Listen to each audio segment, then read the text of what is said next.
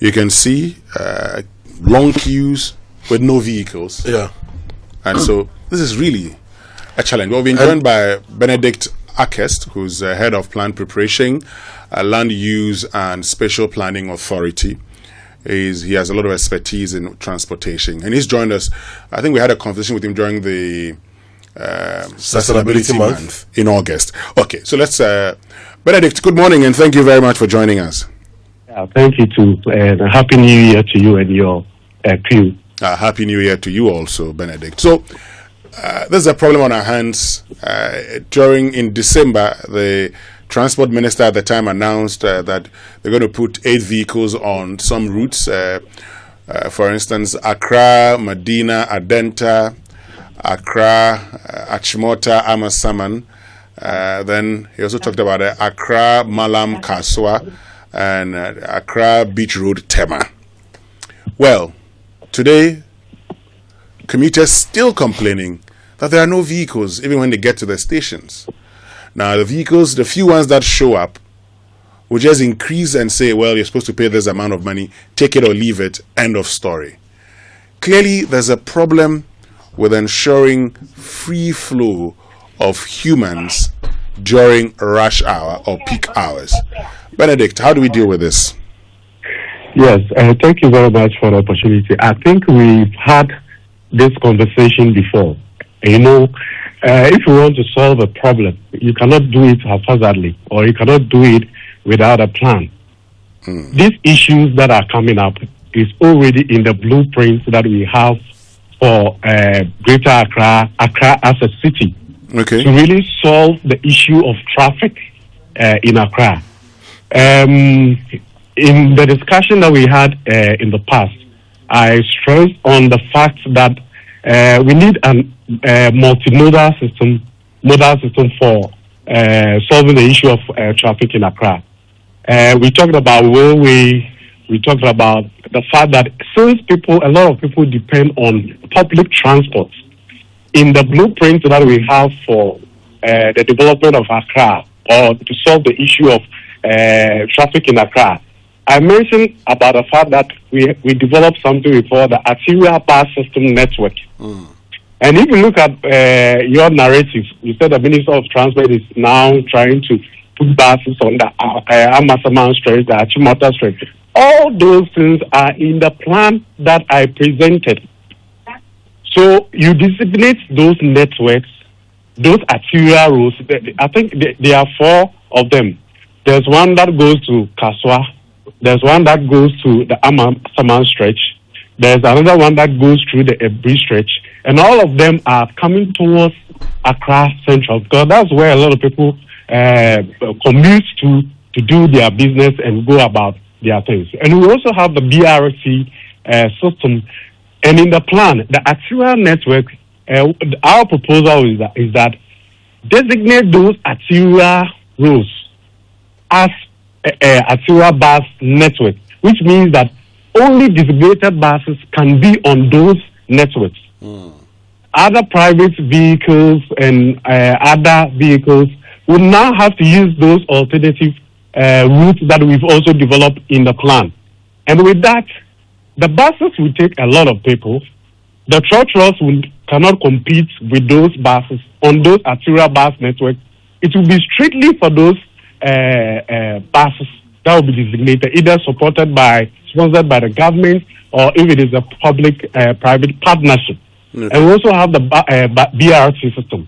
So if it is the railway that maybe government does not have the resources and the money to develop now, when you talk about a public transport system, the plans are there. Why don't we then develop the BRT system and the arterial bus network system that we propose in our Greater Accra Regional Spatial Development Framework, the Gamma Structure Plan, and also the National Spatial Development Framework? So all the issues that are happening, the solutions are there. It is the political will and the commitment to consciously say that we want to solve the issue. We want to go ahead and implement the plans that we have. In the morning when I'm coming, I see a lot of people stranded, so I'm forced to give lift to a lot of people, because you could see people trying to go to work. Some are late, school children, and it is disheartening. So it is time that we have a conversation. All stakeholders come together. The government, government should play that critical role.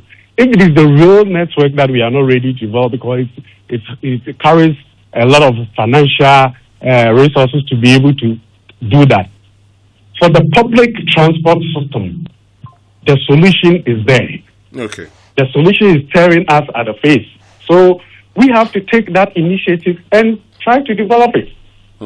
So we've been talking for almost 20 years. We've been talking. I remember the last time I came to your Joy FM studios, we talked about solving these transport issues in Accra.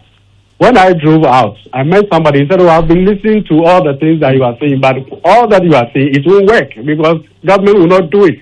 So you will talk." So I told him that I will still continue to talk, still do the advocacy. But we hope that one day the government will see the need that it is time to implement the plans that we have to solve our problems. Now, these roads that you talk about, designated roads, for instance, I use from, the Achimota stretch. You see designated BRT roads. So you're saying those roads be reserved for these buses? Yeah, so we have the BRT network. So in the plans that we have the BRT network. That is different from the arterial bus system network that we propose. So either the government develop the BRT or the arterial bus network. So they can even develop the two. So because they serve different purposes, and once it's multimodal, or once they provide different options for passengers, depending on the choice of what the passenger wants, you will be able to take that one. So for the stretch that you are talking about, we have the BRT network that is there. Then we have the arterial bus system network that is also there. So it calls for expansion and also putting in the needed infrastructure to be able to designate those networks as arterial bus network, which means that apart from the buses that will be designated to ply those roads, no other vehicle can do that. And the way we planned, we looked at the inconveniences that it will also bring, and we designated other areas where the trotros and the taxis and all those things can fly, because it is linked. So when somebody board a bus that flies the arterial bus network, there are transit points where if you transit, then the trotros and the taxis can also now take over. And it is networked in such a way that it won't create any inconvenience and any confusion in the smooth running of the system. Great. So you talk about expansion. Yes. These expansion that you talk about, all other things being equal, how long would it take us to complete the expansion? How much is it likely to cost us? No, so for the expansion that I'm talking about, already the reservations are there. If you look at the arterial networks, urban roads or even highways, most of those roads are 200 feet. And currently, apart from the rights of way, those reservations are there. So what do we need is that we need to clear those reservations. And also, because in the plan, we also try to develop the pedestrian network system. So that pedestrians, because most of the areas where pedestrians are supposed to also commute or pass, that's where a lot of people are doing businesses, selling and all those. So in the plans, they are there. We don't need serious expansion to be able to implement that. We just need to clear those networks and put in the needed infrastructure that will help pedestrians, and also that will help other road users to be able to use the road when those roads are now designated as arterial bus network roads. Yeah, so in terms of cost, we will have to let the engineers, urban roads and all that, they have to come together to be able to do those costs so that government can factor in. We are talking about big push and all that. You can do big push for the major, that connects major towns and cities. But within the city, if we don't solve the problem of traffic within the city, that is also another layer of the problems that we are having as a country in terms of our mobility and also transport issues. Yes, so whilst we are looking at that bigger picture of big push, we have to also look at our inner cities or our cities, the plans that we have there, so that we can quantify them in cost, so that the government can take it up. So that is the conversation that we need to have. And while we have that conversation, since you've looked at the plan, how soon can we roll the plan out? The plans are already there. The plans were prepared. I'm talking about rollout. So if we decided to roll the plan out today, when are we likely to complete the rollout and say we're good to go? Oh, if we roll out a plan, I think within 2-3 months we should be able to. We should be good to go. Yeah, we should go because the networks are already there. It's a matter of enforcement to ensure that, and the government can also look at priorities. Because our serial bus network that we propose are about 5. Maybe let's start with a pilot. Let's look at where traffic is very intense. Let's develop 2 of the networks and pilot and see whether it will really help improve the situation. Then, so we can do it in phases. Yeah, we can even try with 1. Then, once we see positive signs and all that, then we can now go ahead and develop the rest. And these plans that you talk about, are these plans you've shared with the Minister of Transport?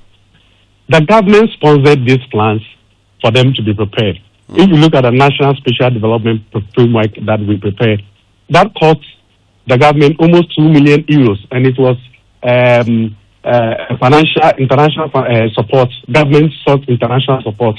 If you look at the Greater Accra Regional Spatial Development Framework that we prepared, it was prepared in 2017. That also cost almost about $500,000. We have the transport master plan. We have the railway master plan. They are plans that government sponsored, and they are available. They are online. They have it. If you go to the ministry, urban roads, they all have it. So they are there. So we just have to draw the attention to the fact that these plans are there. The last time I came on Joy FM Studio, I showed the pictorial view of the plans. I came with the plans, and we showed it to viewers. So some were even marveled that these plans are there, but are not being implemented. Some of the plans, it's left with 10 years to expire. Some are 15-year plans, some are 20-year plans. And we are almost 10 years through the implementation phase, but nothing has been done. So that is the sad state of our situation. In effect, if we want to solve this, within 2 to 3 months, we should be done. Precisely. So it is commitment, enforcement, and putting in the little resources and the efforts to get it done. Benedict Akest, thank you so much for joining us this morning. We're grateful to you.